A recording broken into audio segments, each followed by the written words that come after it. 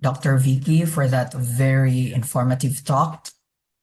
That was very insightful and refreshing at the same time for us here, students. I think what Dr. Vicky mentioned earlier was actually not just for public administration students. That's applicable for across all specialty, could be public or private.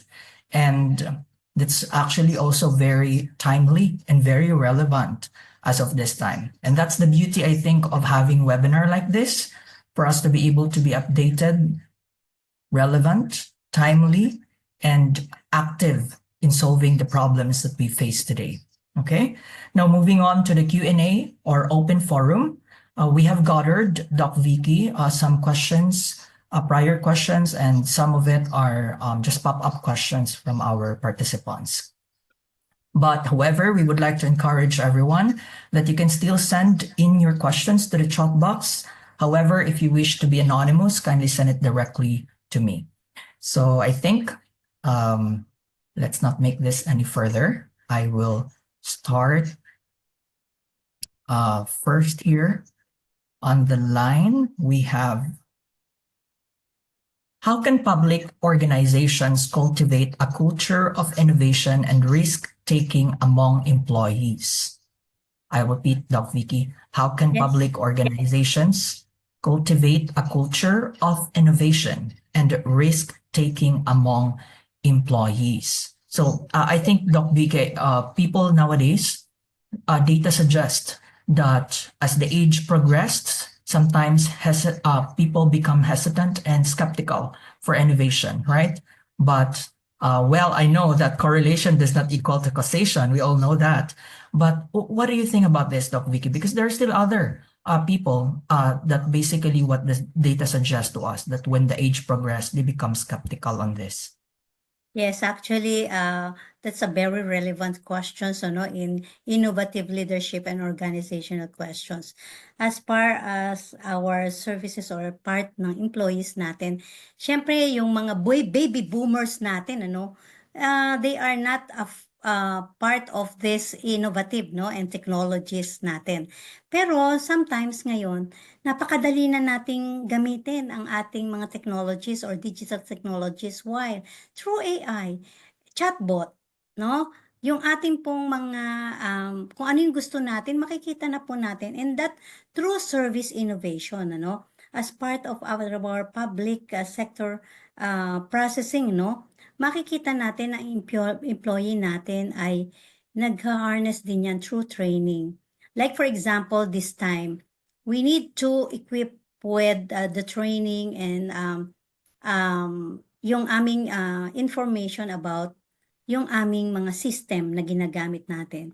'Di ba we have Microsoft system, we have Teams, no? Microsoft Teams, yung Google natin. So, hindi natin mga alam yan, pero through education and training natin, pwede natin tong makultivate, no?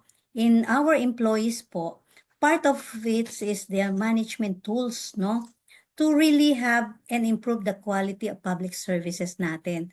Marami na tayong systems na kailangan na natin pong i-upgrade natin. And through improve programs natin and digital platforms, we could provide services, no? Like for example, this time, pwede na tayo ng online voting, online yung ating access dun sa budget, online education natin. So marami na po tayo na po pwede natin na to really be part of bridging the practices natin sa public administration, especially yung employees natin. Huwag tayong matakot, no, na gamitin ang ating pong innovation through this artificial intelligence po ay nowadays kahit sa ang countries ngayon, kahit nga senior citizen ngayon gumagamit na. Tinuruan namin sila how to use AI effectively kung nasaan sila. That's why hindi na po tayo nahihirapan. Ala na tayo sa comfort zone. Kailangan na po natin talaga na magkaroon ng innovation, practically part of this, our innovative leadership po, is part of this yung ating pong lean management, no, processing. Okay? Yeah, that's a very extensive explanation, Doc Vicky. There are questions here, Doc Vicky, that actually I personally summarize, so because they Yes, have go similar ahead. themes and thoughts, right? Yeah. Since I'm the moderator, I would like this exchanges to be like fluid as it could, so that everyone can join in. I hope that's fine, Doc Vicky. So. I would like also some to interject of these thoughts, Doc Vicky, because their questions here are very parallel in nature. And we all know that there is one quote from a very good researcher, a bio researcher in Harvard University. He mentioned about the AI intelligence. And then he said on his talk that, if I'm not mistaken, I will paraphrase. He said that AI won't actually replace people, but it Yeah. will replace those people who are less knowledgeable on the artificial intelligences. And I personally agree to that. But personally, Doc Vicky, we have this extensive research conducted and evaluation on this. And we observe that as actually innovation and technology progress, it also somehow widens the gap of those unprivileged people who cannot access technology. What is your thought on this, Doc Vicky? Yes, actually, that's true, no, Sir Jos. AI also is also part of how we encourage creativity and originality thinking. So sometimes, ginagamit natin ng AI para mag-guide tayo, no?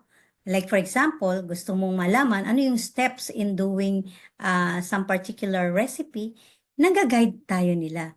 But in a way that I can change how leaders approach their responsibilities. Sometimes, yun din, ginagamit din natin yun eh. Kasi as a leader, ako, sometimes ang ginagawa ko pagka ako ay mayroong hindi alam, through AI, gagawin ko yon. And we have no choice right now kasi andoon na tayo sa world ng artificial intelligence. And that could change our engaging people. And we use leadership continues to develop through this artificial intelligence. Kaya sometimes nakikita natin yung artificial intelligence, akala natin, ay, masamang gamitin to. Ay, meron tayong ano dito kasi magkakaroon tayo ng plagiarism, di ba? Kasi nakikita nila, ay, gumamit ka ng AI. Hindi iyan sa sarili mong opinion. But this time, always, AI is very important in our workplace, in our day-to-day routine, and AI plays leadership practices to really undergo a major shift, no? At yung how leaders function. Kaya wag nating sabihin na papapalit na tayo ng AI. No. Pero this is also part of our guiding principles right now. AI will transform our tools in doing our functions and duties. Hindi lang ganon. That leaders, no, makikita ninyo na meron tayong part ng strategic thinking right now, no? Yung collaboration, yung communication skills natin, pwede nating magamit through AI. So, hindi po, parang nakikita lang natin na, ay, baka sa susunod, wala na ang mga tao kasi AI na lang or robotics na lang tayo. But this would be part of improving leadership techniques and strategies. That's Thank you. I would agree. I would agree to that. So before I think to move on to Sir Jomar, because I think he has a question, I would just like to interject to that, Doc Vicky, because that's personally very true. My professor, Dr. Kael, in PhD, is my professor in PhD. He gave me this, all of us, the students, he gave us this readings, and then I just found out that there is this what we call the new public administration. And in that paper, it was highlighted there. I read it, Dr. Kael. So it was highlighted the word new public administration, and it underscored the use of technology to be innovative. And I put there as an example the Pasig during COVID-19, they used drones to deliver some supplies. And that is very, very nice innovation. And I think we can actually leverage this, our leadership, through using of these innovations. We can get some benefits to it. Instead of looking at it in a negative way, why not make it positive to leverage our leadership, right? So I think I cannot hold more Mr. Jomar because I think he has something for us to share this morning. Yes, Sir Jomar, you are recognized. Thank you, Sir Joshua. So one of my question is related also sa AI. Yes. Nowadays, I'm sorry, the name of our guest, I forgot. Nowadays, we are living in the AI world. So what do you think the negative impact of AI world? And if we have a negative impact, how do we prevent it? Thank you. Yes, thank you, Sir Jomar. No, actually, AI is part of our applications, no, and using ethical norms or ethical considerations. Hindi natin sila gagamitin in such a way na magkakaroon tayo ng negative impact here, but also only for positive exploration o on how AI skills, no, in leadership situations. Minsan ang nakikita lang natin ay ano nga ba ang magiging negative impact nito sa ating mga leaders, sa ating mga yung gumagamit nito, but preserving human values in leadership will be possible also, no, by balancing the strength of AI and human control. Kailangan balance tayo, no? Kung paano natin sila gamitin. And one of the challenges here ng use of AI is yung lack of budgets and constraints ng mga public sector. They need to lobby pa, no? Para lang magkaroon ng talagang innovations, no? Throughout their organizations, throughout their offices and different, like for example ngayon, no? Smart city, no? Ang ginagawa na ngayon through innovative hub, no? Technologies, no? Nakikita na natin ano yung iba-ibang cities natin like in Balanga, in Malolos, meron na po natin tayong mga makikita na natin na technology driven na po lahat tayo. And even in our day-to-day yung pong e-commerce natin, makikita nyo po ano, kumikita ang mga tao, no? Nagsuserve ang mga tao. And even our business sectors right now through artificial intelligence. Kaya po, we could address po different challenges through this AI that we could also improve our impact on this, no, as part of our decision making, as part of our systems, ano, yung lifelong learning natin, makikita natin yon. And through achieving sustainable development goals po, ay makikita na natin na through AI na din. How we could, in disaster management natin and mitigation, pagka po tayo ay nasa flood na o kaya may bagyo na, mayroon na, paano tayo makikipag-communicate? This is also through AI, no? So nakikita na po natin kung paano, how dynamics this AI that improves our resource allocation, that fosters continuous learning. Do not stop learning po, and at the same time boost our emotional, no, intelligence, no, by using this po, make sure po that we could also have this part of our techniques po in problem solving. Sometimes yung problem solving natin, di ba yung problema natin, ito na po yun, to address really the post-pandemic, no, na reality natin ngayon is through the use na po talaga ng AI, no, yung role ng AI to expand our guarantee that we have this strength in the using AI po. And another thing is AI is everywhere right now, no? One click lang natin ng AI, makikita na po natin ang new ideas, projects, services that address po yung social challenges natin. Okay? I hope na sagot ko si Sir Jomar. Yes, ma'am. I agree with you, ma'am. Thank you, Sir Jomar, for that. No? Can we still have at least two? Doc Vicky, would that be fine? Yes, Because go I have a ahead. lot of here Yeah, questions yeah, it's gathered okay. from the It's audience. okay. Uh, Yes. Well, Doc Vicky, this one is personally also very close to my work today as a transdisciplinary research associate in Ateneo. So that's why I'm very interested to ask this as well. This is from the registrant person, but I would like to raise this because sometimes resilience, before we define it as smiling people, despite of all challenges we have, especially a few weeks or few months ago, there were a Yes. couple of typhoons hit our region, which is the Philippines. And that was hard in terms of leadership because you will really be very measured. How deep is your understanding on leadership? And how do we get some key indicators, Doc Vicky? Because he mentioned here that what are the key indicators of resilient system? Because it's hard if we don't know what's the definition. Either it would be operational, or what type of definition do we could say, or we could agree between the meaning of resilience. But on your perspective, Doc Vicky, what do you think are the key indicators for being resilient? Yes, actually, the resiliency is actually part of our lives right now, no? Even meron tayong mga problems, concerns, constraints, disasters, no? Resiliency is everywhere.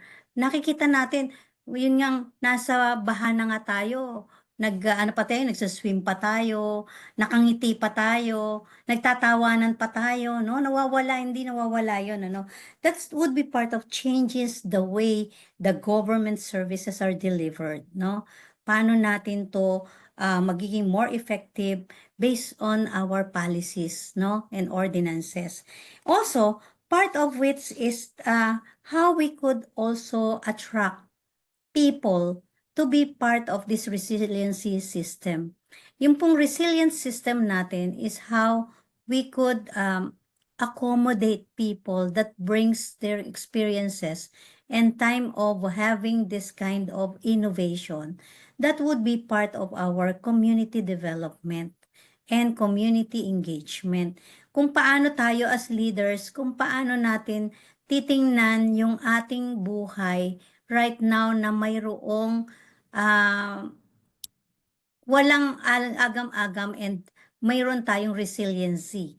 And this time, makikita natin, number one na maging resilient tayo is collaboration, communications, and otherwise po, ito pong sinasabi natin na kailangan natin collaborating with governments, non-profits organization, and youth as well. Kasi yun po yung ating future eh.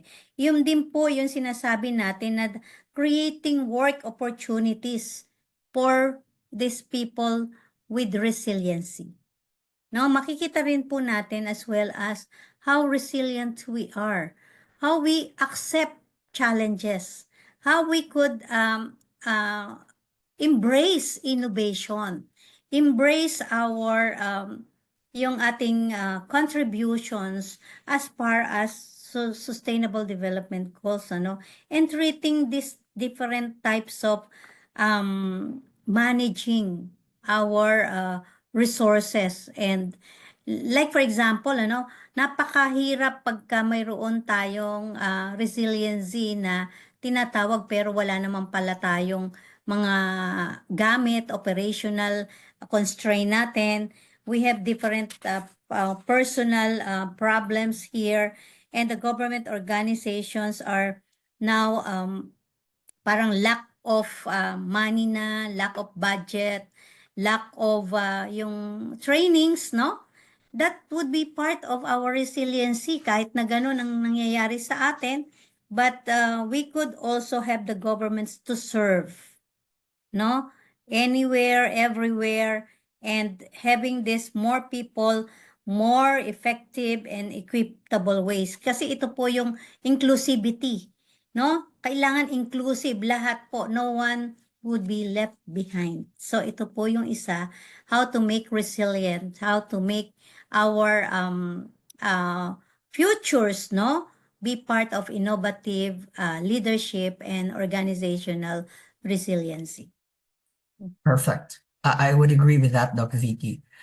Personally, I actually look at resiliency as able to bounce and move forward because we cannot afford to stay at the moment like like you're just hesitant to move forward, taking risk. So I think resiliency is really about bouncing and moving forward together. And for this to be able to be realized, I think systems thinking is really important here. To be able to the PPP, the public and private partnerships, for us to be able to be inclusive to the solutions we can think of out of these problems. So Doc Vicky, sorry, I think everyone is Yes. really excited to ask more questions because No this is just a worries. once in a lifetime opportunity. We have Yeah. here Liberty Charon. Is Miss Liberty here because she wants to ask a question through Zoom?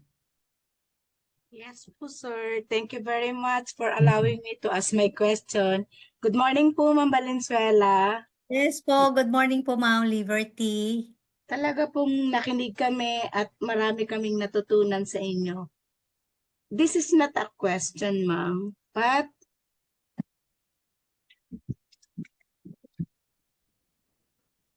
this is not a question. Like, ma'am, your principal is not performing his job as a good leader. Can you cite and can you tell what, as a teacher, what I'm going to do? Thank you po, ma'am. Okay, actually marami na po tayo talagang medyo ganyan po ang nangyayari sa atin ay myself po alam ko po part of this na sometimes yung ating pong mga principal ay nagre-rely na lang dun sa mga young teachers or young leaders, no? Hindi na po sila talaga gumagawa ng kanilang mga task, no? So, what would be part of this is po ay to really part of your leadership, self-leadership, control our emotions, no?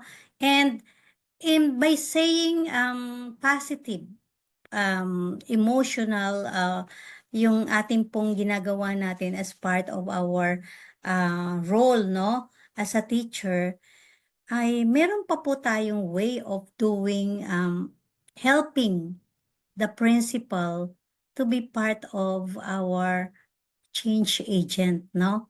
Hindi po talaga, mahirap po talagang salingin ang principal kasi baka po mamaya ay baligtarin, di po ba?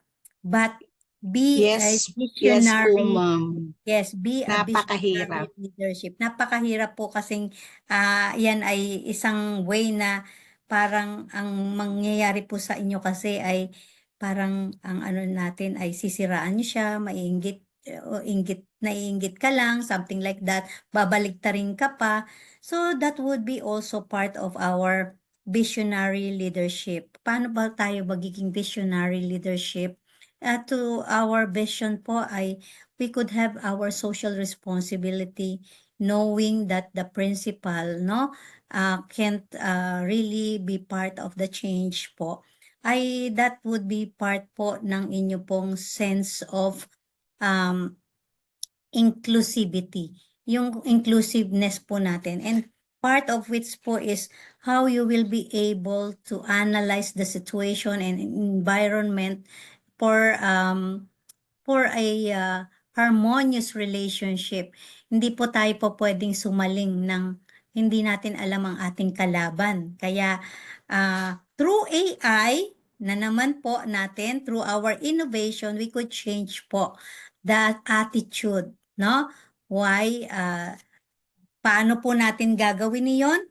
Tama po na dapat po ay yung pong atin pong you must set an example. Be good also followers. And part of this po ay yung improving the way how we work. At saka po, based din po yan dun sa mga memorandum natin. So basahan mo po ng memorandum, no? Yung basahan natin siya ng may mga basis tayo. Kasi pagka po walang basis ang ano natin doon ay mahihirapan po tayo, no? Na very difficult po to implement different ideas, new ideas in that complex environment, no? Kaya po yung mga social problems natin and mga leadership problems po natin in an organization, make use po of the process that would be part of your yung inyong magiging effectiveness and efficiency. And by the way po, makikita niyo po how you manage po those very difficult leaders na hindi nila nalalaman na mayroong pala po kayong be open, yung openness natin. So siguro po yun yung isa na tinitingnan natin, how you can innovate po as part of this innovative leadership po and resilience system. Makikita nyo po na maging open lang tayo at siguro ay makikita na natin siguro yung attitude ng ating pong mga principal ay mababago po through this po, ano? Next po ay yung isa po na how you engage po other co-teachers, no? Kung paano po, no? Makikita Yes po po, natin ma'am. na kung Sana nga paano. po, ma'am, Oo, mabago. yun po Pero yung ginawa isa. mo na ang lahat, wala pa rin. Ginawa mo na ang the best for the school. Yes Talagang po. hindi niya nakikita. Pero as a principal, syempre, andyan pa rin ang respeto at di mawawala as a Yes teacher. po. Actually, Kasi yun po po, yung ma'am, supposed to be I am a master teacher at hindi ko mararating ang aking tagumpay kung hindi ako marunong at ano. Pero sa kanya, wala pa rin. So, malapit na siya mag-retire. Liligayan na rin kami.